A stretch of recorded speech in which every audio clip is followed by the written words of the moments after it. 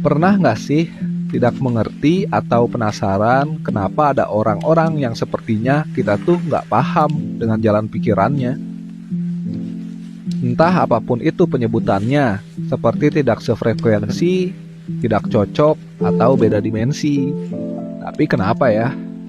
Apakah karena sebenarnya tanpa sadar kita mempunyai metode berpikir sendiri dalam menarik kesimpulan? Ya, walaupun ada beberapa cara berpikir yang paling tidak kita bisa ketahui, dimulai dari yang paling dangkal, yang paling banyak jumlahnya. Manusia yang cara berpikirnya dengan tidak berpikir sama sekali. Lakukan segala sesuatunya ya random aja, bahkan tidak terikat perasaan ataupun logika. Bila seseorang dalam kondisi normal, sebenarnya jarang akan melakukan hal tersebut. Tapi kalaupun tidak dalam kondisi khusus atau punya keterbatasan tertentu, terkadang logika dan hati nurani itu bisa rusak. Entah karena trauma, dirusak orang lain, tidak menerima pendidikan yang baik, sampai tinggal di lingkungan yang buruk. Selanjutnya, naik tingkat. Ada mode cara berpikir dengan dasar intuisi, di mana hewan menggunakan cara berpikir seperti ini. Apa itu? Ya mengikuti intuisinya atau perasaan. Emang salah yang ngikutin perasaan? Gak ada yang bilang salah. Tapi dengan dasar cara berpikir model seperti ini, kekurangannya kita akan sangat mudah sekali tertipu oleh hati dan perasaan. Karena hanya mengandalkan prasangka-prasangka semata. Misal sedang menunggu kabar dan belum ada kejelasan yang pasti, lalu timbullah prasangka seperti wah, jangan-jangan, apa mungkin, dan mengambil kesimpulan untuk bertindak hanya dengan bermodalkan prasangka atau sesuatu yang dirasa.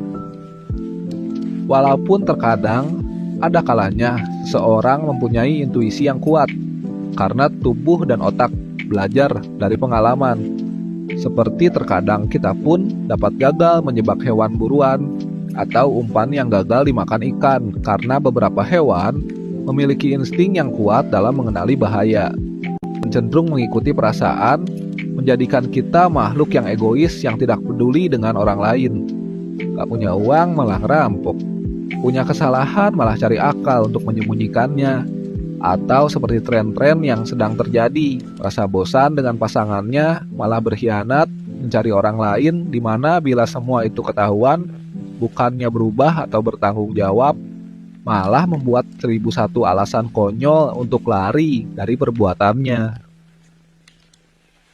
Selanjutnya, ada juga nih yang berpikir dengan metode otoritatif. Sebenarnya orang yang otoritatif cukup baik dalam mempelajari atau menangkap ilmu dari seseorang. Tapi entah karena kurang percaya diri, malas berpikir, tingkat tanggung jawab yang rendah, akhirnya dia menggunakan teori-teori atau rumus dari orang lain sebagai panduan. Contoh, seperti mengikuti tokoh-tokoh tertentu, atau mengikuti orang yang diakuinya sebagai seseorang yang mampu dan dapat dia jadikan panutan. Tapi metode seperti ini pun masuk ke dalam metode yang cukup dangkal bila dilakukan. Karena ada resiko kita menggantungkan segala keputusan kita dalam hidup kepada orang yang salah. Apalagi bisa-bisa ternyata kemampuan dan tingkat intelektual orang tersebut ternyata ada di bawah kita, tapi tertutupi dengan rasa kagum, cinta, ataupun takut. Bisa juga seseorang tersebut memiliki faktor pendukung dari posisi, jabatan, atau latar belakang pendidikan tertentu. Padahal belum tentu pasti yang berhasil pada orang lain dapat berhasil juga kepada kita. Misal, ada seorang tokoh terkenal yang sukses dalam berbisnis, tapi perkataannya kita terapkan dalam kehidupan sehari-hari, di luar dari konteks bisnis, dan akhirnya tidak relevan. Tidak jarang juga malah berakhir dimanipulasi oleh seseorang tersebut dan akhirnya habis dimanfaatkan baik secara fisik, mental, dan materi. Naik lagi, ada metode berpikir logika rasional. Lumayan sulit tapi cukup baik.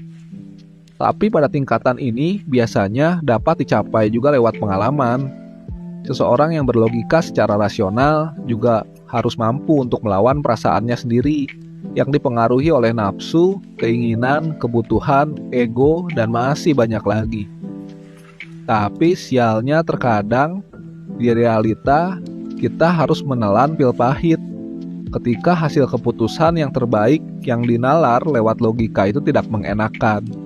Sudah gitu, belum tentu lagi keputusan dari seseorang yang berpikir lewat logika itu hasilnya baik.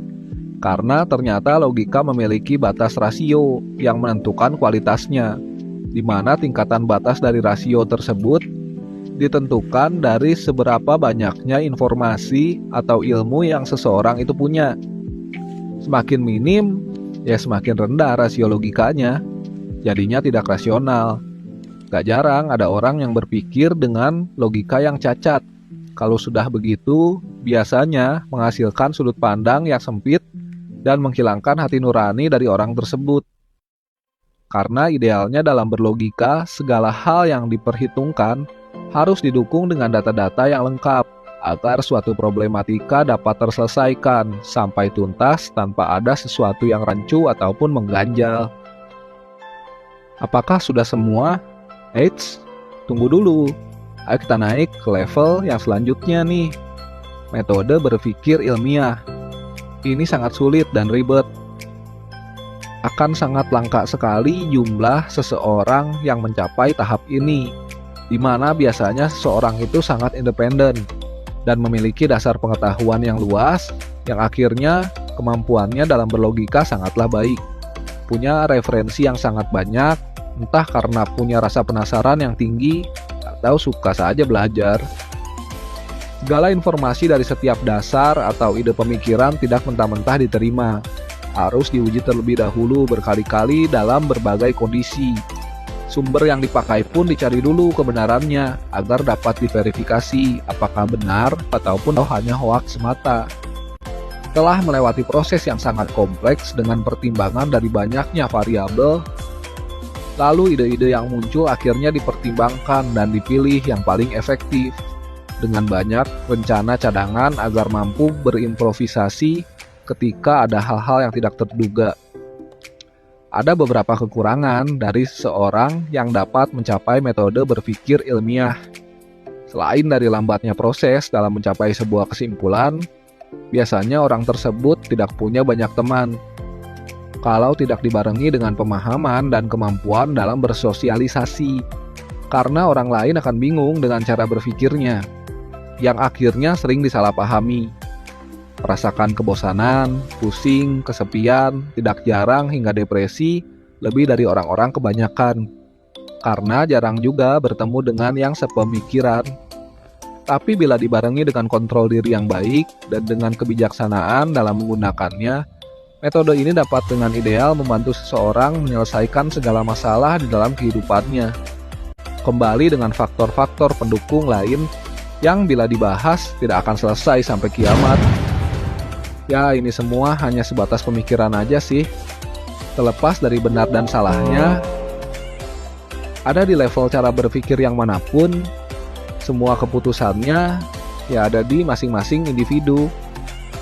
Kalau ada yang masih menganut paham orang yang biasanya bilang, udah gak usah dipikir, pusing, atau asikin aja bro, hidup cuma sekali, ya silakan aja, no offense. Yang penting minimal kalau bisa, jadilah pribadi yang siap bertanggung jawab atas semua tindakan yang sudah kita lakukan. Istirahat boleh, tapi kurang-kurangin deh lari dari masalah, capek kan lari terus. Ayo, teman-teman, kira-kira pakai metode berpikir yang mana nih?